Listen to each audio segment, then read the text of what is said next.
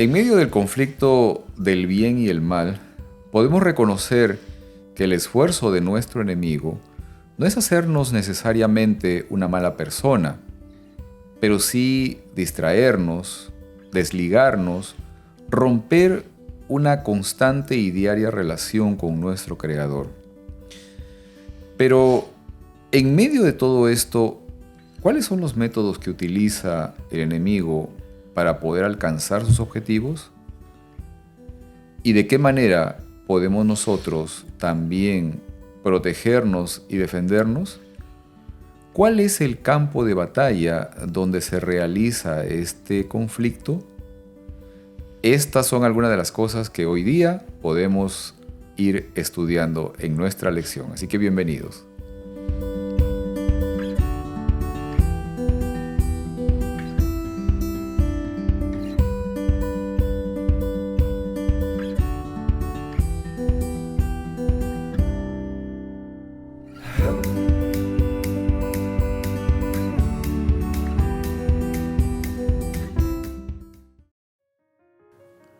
Hola, bienvenidos a este momento de estudio de la lección de Escuela Sabática. Hola Heriberto. Hola Pedro. Nuevamente aquí. Una vez más estamos aquí. Gracias a Dios. Muy bien. Y tenemos la lección número 3. Llegamos a la lección número 3 rápidamente. Segundo trimestre del año 2024. La lección lleva por título La luz brilla en la oscuridad. ¿Y qué tal si empezamos con una oración? Sí, claro. ¿Sí? Oremos. Padre nuestro, estamos estudiando una lección más. Gracias porque nos guías, gracias porque nos das la habilidad de poder presentar estos estudios de la lección y que sea una bendición para los oyentes, que así como lo es para nosotros también, y que nosotros aprendamos de esa luz que nosotros tengamos, por pequeña o grande que sea, que la mostremos al mundo. Gracias, Señor. Te damos todo esto en el nombre de Jesús. Amén. Amén. Y muy bien. Lección número 3. La luz brilla en la oscuridad. Este es el título de la lección que estamos llegando ya en esta ocasión. Y quiero leer del libro de Juan, el capítulo 12, los versículos 35 y 36. Y leo de la Nueva Traducción Viviente. Mi luz brillará para ustedes solo un poco más de tiempo. Caminen en la luz mientras puedan, para que la oscuridad no los tome por sorpresa. Porque los que andan en la oscuridad no pueden ver a dónde van. Pongan su confianza en la luz mientras aún haya tiempo. Entonces se convertirán en hijos de la luz. Es interesante, ¿no? Esta parte de cómo es que Jesús utiliza esta figura de la luz y de que Él es la luz y de que su luz va a brillar en nosotros. Dice, todavía mi luz brillará un poco más de tiempo con ustedes, ¿no? Pero caminen en la luz mientras puedan, ¿no? Para que la oscuridad, o sea, la otra parte, ¿no? La parte de oposición, no los sorprenda, ¿no? No los vaya a tomar por sorpresa y que pongan la confianza en la luz, ¿no? Esta parte de expresión de confianza justamente deja ver esta necesidad de una relación, ¿no? Para poder confiar justamente en la persona de Cristo Jesús, ¿no? Y llegar a convertirnos en lo que dice aquí, ¿no? Convertirnos en hijos de la luz, ¿no? Poder tener las características de aquel que es la luz. Ahora, quiero leer del libro de Juan también, el capítulo 8, los versículos 31 y 32. Y quiero leer esto, dice: Jesús se dirigió entonces a los judíos que habían creído en él y les dijo: si se mantienen fieles a mis palabras, serán realmente mis discípulos y conocerán la verdad, y la verdad los hará libres. Esto leí de la Nueva Versión Internacional. En la lección de esta semana, Heriberto, estuvimos viendo un término muy interesante. Yo no lo había visto detenidamente esto, pero es el tema de la transigencia, ¿no? ¿Y qué tiene que ver con nuestra vida espiritual, ¿no? Pero ¿qué será la transigencia en todo caso, ¿no? ¿Y qué cosa, o digamos, de qué manera algunas veces la transigencia en el aspecto espiritual puede ser un tema muy, muy relevante, ¿no? Lo que me recuerda, Pedro, aquí vamos a definir primero lo que es transigir. Dice que es consentir en parte con lo que no se cree justo, razonable o verdadero, a fin de acabar con una diferencia. Ajá. Ahora, lo que a mí me recuerda en esto, hay un ejemplo donde miramos esto que se puede aplicar muy bien, es en la relación que tuvo Jesús con Pilato. No sé si tú recuerdas. Ya. Cuando Jesús hizo referencia a la verdad y Pilato lo que él respondió, dijo, ¿qué es verdad? Ajá. ¿Verdad? Sí. O sea, él sabía lo que conocía como lo que era la verdad en su tiempo y en realidad no creía. Porque él había visto lo que hacían los judíos. Claro. Había visto los sacrificios humanos que ellos hacían, había visto los cultos sexuales que hacían en la iglesia. O sea, eso es lo que él lo había hecho cínico en realidad a él. O sea, eso es lo que él creía que era la verdad. Claro. Y claro. cuando se le presentó la verdad enfrente de él, la verdad en persona, no la pudo reconocer. Claro, claro. Sí, claro, o sea, y hablábamos del tema de la transigencia, o sea, de cómo es que, digamos, el ceder en algunas cosas que en realidad uno cree que no son correctas, que no son convenientes, pero de todas maneras para evitar un mayor conflicto, problemas, complicaciones, a veces se cede, se da espacio, se permite, ¿no?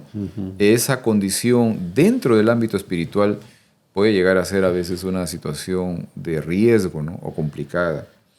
Quiero leer, por ejemplo, lo que menciona Pablo de una experiencia más o menos similar, ¿no?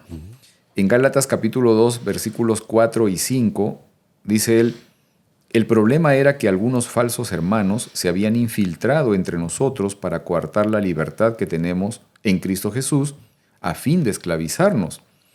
Ni por un momento accedimos a someternos a ellos, pues queríamos que se preservara entre ustedes la verdad del Evangelio. Ahora, recordando un poco esto, ¿no? Y viendo esto, ¿por qué tal vez crees que la transigencia puede llegar a ser realmente perjudicial en nuestra vida espiritual, ¿no? O a veces tal vez otra cosa, Heriberto, o sea, ¿cómo podemos en algunas ocasiones permitir o, digamos, ceder algunas cosas, pero en otras deberíamos ser más firmes, ¿no? ¿Cómo poder diferenciar a veces entre en qué momento sí puede ser conveniente dar un poco más de espacio o permitir algunas cosas, pero en otras mejor no? Poner definitivamente un alto de inmediato. Bueno, podemos traer casos específicos, Pedro, porque en realidad es algo práctico lo que nosotros podemos ver, especialmente cuando nosotros participamos, vamos a la iglesia. Nosotros vemos muchas cosas, muchas veces que nosotros permitimos, que yo creo que debemos de permitirlas por el ambiente, por la situación que es la iglesia, que vienen personas nuevas, que ellos no conocen. Ajá. Y sería yo creo, en contra de hacerles a ellos un bien cuando yo le llamaría la atención a la persona inmediatamente. O sea, sabemos que están visitando, no conocen las reglas de la iglesia, a veces los niños están corriendo, pero no conocen los padres todavía. Y es yo creo que ahí donde podemos mirar nosotros a veces, no aparentemente no tiene mucho peso, pero en realidad podemos también decir cuando personas suben hacia arriba y suben de forma que no deben de estar enfrente. O sea, nosotros, como decir, nos volteamos a un lado y decimos, no es correcto, pero tampoco es el momento para decir algo. Ajá. ¿Verdad? Sí, muchas veces pasa eso, ¿no? El tema de quizás en algunas ocasiones formas, ¿no? Pero en algunas ocasiones también se afectan el tema del fondo en realidad o de lo que realmente se debería preservar y cuidar dentro de lo que conocemos muchas veces como la liturgia o tal vez los momentos de adoración dentro del templo, ¿no? Claro, eso es una de las cosas. Y en realidad hay muchas otras, ¿no? Sí. Porque hay situaciones que tienen que ver también con aspectos que ya involucran el tema moral. Definitivamente allí hay necesidad de poder cortar algunas cosas. Porque en realidad es muy común el hecho de que las formas que el mundo utiliza, digamos, tienden a tratar de entrar dentro de la iglesia, dentro de la congregación, dentro de nuestras formas de vida, dentro de la congregación. Obviamente sin ser exagerado, pero hay a veces algunas cosas que involucran el ámbito moral, que en el mundo son aceptados como algo normal, pero que tal vez dentro de un ámbito religioso uno prefiere no estar muy cerca de ello, ¿no? Creo que en alguna de estas ocasiones es necesario, digamos, poner muchas veces un límite, ¿no? Ahora, con respecto a esto podemos notar de que en estos aspectos, como decía, en las formas que el mundo utiliza y en las formas que se utilizan dentro de la congregación, dentro de la iglesia, hablamos de las características del oponente en el mundo y de Jesús en la iglesia, en la congregación, ¿no? ¿Y qué relación podemos encontrar entre el carácter de Jesús y el carácter del enemigo, ¿no? O sea, ¿en qué aspecto de nuestra vida también se manifiestan las características tanto de Jesús como del enemigo, de Satanás, ¿no? Bueno, aquí llevamos la de perder, Pedro, porque nosotros fuimos concebidos en pecado, crecimos y muchos de nosotros, yo me pongo como ejemplo, no crecí yo en la iglesia, así es que no creí conociendo muchas cosas del evangelio que yo debería haber conocido desde niño. O sea, esas cosas que yo crecí mirando como normales, porque todos las hacían, eso ya yo las traía conmigo antes de conocer el evangelio. O sea, yo tenía una atracción ya al mundo más que otras personas que nacen en el evangelio. Okay. Ahora, cuando yo conocí de las cosas de Dios, del evangelio y la forma correcta de uno guiarse en la vida, yo todavía tendría esas tendencias. Así es que podemos decir que es una lucha continua de las cosas que yo conozco de Dios como deben de ser y las atracciones del mundo como yo las conocí en el pasado.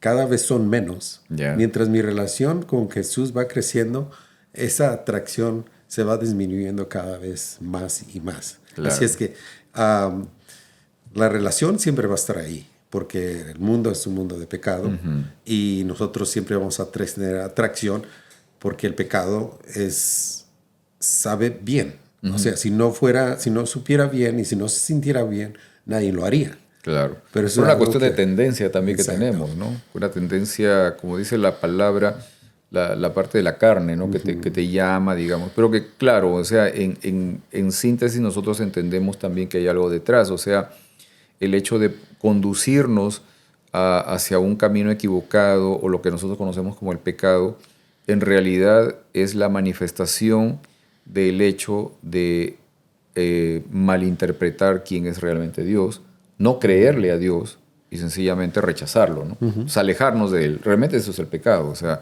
la parte de hacer algo malo es sencillamente la materialización del hecho de que primero me alejé de Dios. O sea, me alejé de Dios y después viene lo demás. O sea, eso es así, ¿no? Ahora, en las características, lo que estaban mencionando, en las características que tiene tanto el mundo como, digamos, que trata de mantener una estructura o un ambiente ligado o cercano a Cristo Jesús, encontramos que las características de ambos son diametralmente opuestas, ¿no? O sea, son diametralmente opuestas, o sea, están opuestas, ¿no? Pero es interesante notar que esas características se manifiestan en nuestra vida de relación. Por ejemplo, ¿no? En el caso de la verdad, Cristo Jesús, la mentira, el enemigo, ¿no? En el caso de la libertad, que es el Señor, ¿no? La esclavitud, que va a ser el oponente. En el caso de la vida, que es Cristo Jesús también, el Señor es la vida, ¿no? La muerte es el oponente. O sea, encontramos estas condiciones que se aplican justamente a nuestras vidas también. Así es. Ahora, ¿de qué manera crees tú que, por ejemplo, durante la etapa oscura, ¿no? La edad media, la etapa oscura, ¿por qué razones crees tú de que estaba prohibida la lectura de la Biblia, el acceso incluso, no solamente a los escritos de los libros bíblicos, sino también a otros documentos importantes como las ciencias o las artes o las letras, en fin, los libros estaban prohibidos para la gente. ¿Por qué crees que pasaba esto, no? O sea, ¿cuál era el objetivo de todo esto, no? Wow, yo creo que ahí había muchas cosas que envolvían, Pedro, porque sabemos que el enemigo estaba en control. Ajá. O sea, pero el enemigo usa personas. Obviamente, claro. Y por lo tanto, él sabía que si la regla de la moralidad no se encuentra en ninguna parte fuera de la Biblia. Ok. Y mientras si no haga conocimiento de la moralidad, el hombre sin ese conocimiento de la moralidad, ¿qué va a hacer? Lo que hoy se trata de hacer otra vez en nuestros días. Que si te sientes bien y si no haces daño a nadie, hazlo. Y eso es lo que quería Satanás. Claro. Y era en realidad una edad oscura porque no se tenía conocimiento de las escrituras, por lo tanto se estaba degradando cada vez más y más la naturaleza que Dios había puesto en el hombre, a tal punto que estaba asimilándose más a las características del enemigo. Claro. Y en definitiva, o sea, el hecho de poder mantener a la población dentro de un ámbito de completa ignorancia marcaba una gran diferencia en el estatus de poder también, ¿no? O sea, un grupo pequeño de gente que tenía el conocimiento, que tenía las habilidades, las técnicas, versus una gran población sumida en la oscuridad total, ¿no? O sea, gente que no sabía reconocer nada, o sea, ni siquiera su pertenencia. Ahora, no hablamos de unos pocos años, hablamos de más de 1000 años, ¿no? En que la gente estuvo sumergida en esa condición. Eso se queda grabado en el inconsciente. O sea, es tremendo, ¿no? El efecto que tiene todas esas cosas. Y eso perdura en el tiempo, ¿no? Creo que en algunas ocasiones, por ejemplo, del país de donde yo vengo, o sea, hemos podido hablar y reconocer el hecho del efecto que tuvo 300 años de esclavitud, ¿ok? Y en el consciente colectivo, o sea, y en el inconsciente colectivo, o sea, es una cosa tremenda. Imagínate el efecto de más de 1000 años de oscuridad absoluta, o sea, de haberle negado a la población tener un poco de acceso al conocimiento que durante la antigüedad, durante muchos siglos, se vino desarrollando y que estaba documentada, pero todo eso fue retirado, prohibido, ¿no? Ahora, en la actualidad, digamos, ¿no? En el presente tenemos acceso a mucha información, pero ¿has notado tal vez de qué forma en la actualidad se busca llevar a la población a una ignorancia en el ámbito moral y espiritual? No. Definitivamente, Pedro. Sabemos que antes no teníamos acceso tan rápido así a la información. Me recuerdo yo cuando todavía la librería era el lugar donde uno iba si quería saber algo. Y tenía que sacar un libro del tema, de lo que tú estabas estudiando. Ahora es totalmente lo opuesto, a tal punto de que lo tenemos a la mano. Claro. Instantáneo. La información es instantánea. Sin embargo, esa información que muchas veces beneficia y buena para nosotros, viene con muchas trampas. O sea, viene todo lo malo y muchas veces la gente, por cualquier razón, tiene acceso a esto y llega a corrompir.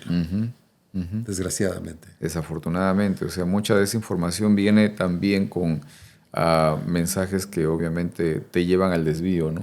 Donde se afecta sobre todo el aspecto de los valores, ¿no? El aspecto de la moral también, ¿no?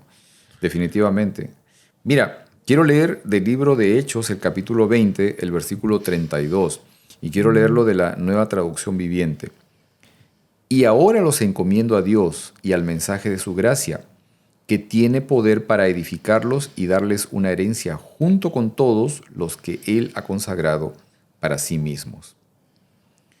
O sea, ¿de qué manera tal vez yo puedo conseguir estar protegido de las amenazas del enemigo, ¿no? Wow. Y aquí, por ejemplo, también es otra parte que me parece muy interesante, ¿no?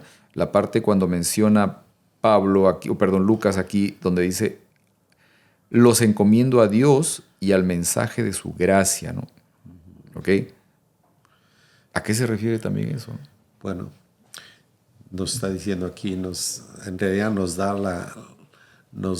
la respuesta, porque habíamos leído que la verdad nos hace libres. Ok, O sea, para ser protegidos tenemos que primero conocer la verdad ok, y después practicar la verdad. ajá, Ahora la cuestión, así como Pilato, es ¿qué es la verdad? ok, Y la verdad encontramos Dios y su Hijo representados en la palabra de Dios. ok, La palabra de Dios es única y no se puede revelar de ninguna otra forma porque Dios es la palabra. Jesucristo en la palabra se revela para nosotros y Jesús mismo es la verdad. ok. La verdad es una persona, ¿no? Es una persona. Exacto, ¿no? Y es interesante, fíjate, Heriberto, porque aquí en el versículo cuando habla y dice, encomiendo a Dios y al mensaje de su gracia, cuando utiliza en la palabra para definir mensaje, este escrito está en griego, utiliza la palabra griego logos, ¿no? Que muchas veces se traduce como conocimiento, ¿no? El conocimiento. Pero en realidad sí está usándose para referirse al conocimiento de un discurso, de un mensaje hablado, ¿no? De un mensaje manifestado en la vida de Cristo Jesús. De eso está hablando, ¿no? Justamente, o sea, en realidad se está refiriendo al mensaje de la vida de Cristo Jesús. A eso se está refiriendo, ¿no? Y al conocer ese mensaje justamente, ¿ok? Ahora, en este caso, o sea, el conocimiento de los escritos, porque, digamos, el escrito quedó como un documento justamente para poder manifestar algo, ¿no? Pero en el caso de los religiosos de la época de Jesús, por tomar un ejemplo, ¿no? Ellos tenían un amplio conocimiento de los escritos, pero ¿por qué ese amplio conocimiento de los escritos no les permitió reconocer y aceptar a Cristo, ¿no? Cuando estuvo frente a ellos? Es interesante, Pedro, porque Jesús hablaba en parábolas, Ok. ¿verdad? Él nos contaba en historia Ajá. y lo hacía con propósito. Ajá. Para que viendo no vean y que oyendo no oigan. Interesante, ¿verdad? Ok, ya, Porque ok. en realidad ellos no quisieron conocer a Jesucristo, reconocerlo como quieran, porque ellos no querían. Sí, Esa es la realidad. sí. Si ellos hubiesen querido, Dios les hubiera quitado las vendas de los ojos y hubiesen podido ver. El Pero velo, ellos no querían, El velo. ¿verdad? Así es, así es. Enceguecidos tal vez por sus propios intereses. Ahora, el punto es tal vez ubicarlo en un contexto presente. O sea, ¿nos podría estar pasando esto a nosotros ahora? O sea, esta parte, digamos, estar siendo afectados de la misma manera y estar siendo enceguecidos a pesar de conocer mucho respecto de del documento bíblico, de la palabra de Dios en la Biblia. Claro que sí. Yo creo que no es tanto el poder, pero es el yo. Ok, O sea, yo creo que el yo querer hacer cosas que me gusta hacer, pero que no se las quiero entregar a Jesús. ok. Yo pienso que eso es lo primero que me viene a la mente, algo que nosotros no queremos dejar ir, que no estamos listos. Y muchas veces hacemos esta excusa. Oh, Dios, yo todavía no estoy listo para entregarte mi vida. O que eso está diciendo que tú tienes algo en tu vida que quieres más que a Jesús. Claro, claro. ¿Verdad? Claro. Y en definitiva, o sea, cada vez que nosotros estudiamos la palabra, buscamos la palabra, tratamos de conocer en ella, hagámoslo tratando de conocer a la persona de la que se da testimonio allí, ¿no? Que es la persona de Cristo Jesús. O sea, cuando estudiemos la Biblia, hagámoslo buscando a Jesús en esos escritos. O sea, eso es lo más importante, porque la Biblia en todo aspecto, en todo momento, en todo punto, apunta o nos lleva directamente a Cristo Jesús y a conocerlo a Él. Amén. Quiero leer de 2 de Corintios capítulo 4, versículos 3 al 6. Y quiero leer esto de la versión Palabra de Dios para Todos. Si las buenas noticias que anunciamos están ocultas, lo están solo para aquellos que van por el camino de la destrucción. El Dios de este mundo ha nublado la mente de esa gente que no tiene fe en Cristo. No los deja ver la luz que traen las buenas noticias acerca de la gloria de Cristo, quien es la imagen de Dios. No nos anunciamos a nosotros mismos, sino a Jesucristo como Señor. Nos presentamos como siervos de ustedes en nombre de Jesús. El mismo Dios que dijo, la luz brillará en la oscuridad, iluminó nuestro corazón para que conociéramos su gloria que brilla en el rostro de Jesucristo. Ahora, en el presente, ¿no? ¿De qué formas tal vez el enemigo de las almas busca nublar nuestro entendimiento, ¿no? O sea, ¿cómo es que el enemigo busca enceguecer nuestros ojos espirituales, ¿no? Ay, tantas cosas que hay, Pedro. Muchas Yo cosas en puedo realidad. pensar de rápido así, es la industria del entretenimiento Ajá. que nosotros Por citar encontramos. una de ellas, ¿no? Sí, claro. Y muy fuerte. Es tantos billones y billones de dólares que eso es lo que quiere, yo creo, el enemigo, mantenernos ocupados, porque mientras no lo adoremos a Él, no le tengamos miedo, pero que nos estemos ocupados en cosas que no tienen que ver con la vida eterna, es lo que Él quiere. Claro, Y Él ha producido esto, el entretenimiento. claro. Tantas formas de entretenernos de que no tenemos tiempo para Dios. Así es, así es. Que, digamos, el entretenimiento, ahorita me está haciendo recordar unos videos hechos por un amigo, están en el YouTube, donde habla justamente o hace un pequeño recuento histórico de cómo digamos, las condiciones de entretenimiento empezaron a ingresar en las familias de los Estados Unidos a partir de una época donde la gente era muy tradicionalista y muy cuidada, muy conservadora y que cuidaba, digamos, sobre todo sus formas de vida, ¿no? ¿Ya? Pero entraron primero esas formas de entretenimiento mostrando, digamos, temas que eran de índole religioso, ¿no? Entonces haciéndolas ver como algo que realmente era bueno, que era positivo, ¿no? Pero de allí poco a poco empezó a desviarse para ir hacia otro lado. Incluso ya desde hace muchos años atrás aparecieron algunos juegos de orden ya espiritistas, ¿no? Ya como la Ouija u otros más, que eran en realidad juegos de entretenimiento, o sea, justamente eso, ¿no? Y también a partir de allí ya empezó a desarrollarse, sobre todo en este país, porque ese es el punto, o sea, y es interesante de que todas esas cosas se han desarrollado en este país, en los Estados Unidos, o sea, se han desarrollado justamente para poder ingresar dentro del estilo de vida de la sociedad de este país y que fácilmente se contagia, se extiende hacia el mundo entero, o sea, y allí ya viene el tema del cine, de la música y de otras formas de entretenimiento más que lo único que realmente sí buscan como objetivo es desviar la atención del ser humano, o sea, llevarla hacia otro lado, alejarla completamente de lo que es el Señor, de lo que es Dios, su creador y su dependencia con Él, ¿no? Ahora, dentro de esto, o sea, y dentro de este esfuerzo tan grande que el enemigo hace para enceguecer nuestros ojos, para nublar nuestra mente, porque nuestra mente es justamente el campo de batalla donde se realiza este conflicto entre el bien y el mal, porque al final son nuestras decisiones las que nos van a llevar hacia un lado o hacia el otro de este conflicto. Entonces, en esta situación donde nuestra mente es nublada, nuestros ojos son enceguecidos, ¿qué opciones tenemos, Heriberto? O sea, ¿de qué manera nuestros ojos pueden llegar a ser abiertos para ver la luz de las buenas noticias de Cristo Jesús, ¿no?